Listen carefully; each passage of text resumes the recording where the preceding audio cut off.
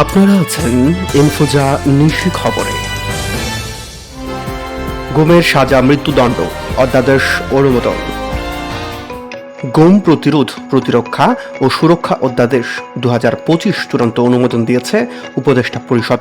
বৃহস্পতিবার তেজগাঁওয়ে প্রধান উপদেষ্টার কার্যালয়ে অনুষ্ঠিত উপদেষ্টা পরিষদের সভায় এই অনুমোদন দেয়া হয় বলে জানিয়েছেন প্রধান উপদেষ্টার প্রেস সচিব শফিকুল আলম।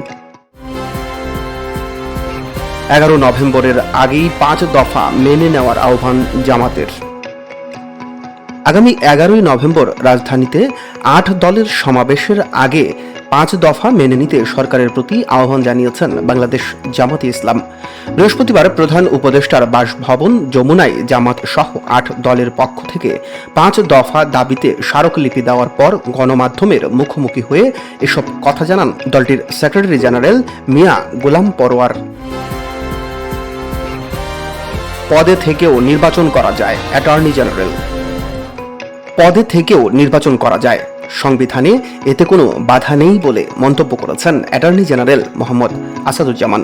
বৃহস্পতিবার তত্ত্বাবধায়ক সরকার ফেরাতে আপিল বিভাগে রাষ্ট্রপক্ষের শুনানি শেষে একথা বলেন তিনি। এর আগে বুধবার পদত্যাগ করে ত্রয়োদশ জাতীয় সংসদ নির্বাচনে অংশ নেওয়ার কথা জানান তিনি। অ্যাটর্নি জেনারেল জানান, জাতীয়তাবাদী দল বিএনপি থেকে ঝিনাইদহ 1 আসনে নির্বাচন করবেন। শুক্রবার ঢাকা ও গাজীপুরের যেসব এলাকায় গ্যাস থাকবে না।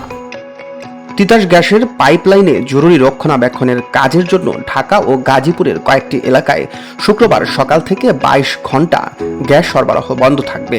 বৃহস্পতিবার এক বার্তায় এ তথ্য জানিয়েছে তিতাস গ্যাস কর্তৃপক্ষ।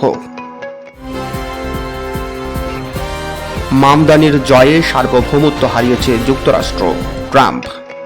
নিউ ইয়র্কে জোহরান মামদানির বিজয়ে যুক্তরাষ্ট্র সার্বভৌমত্ব হারিয়েছে বলে মন্তব্য করেছেন দেশটির প্রেসিডেন্ট ডোনাল্ড ট্রাম্প।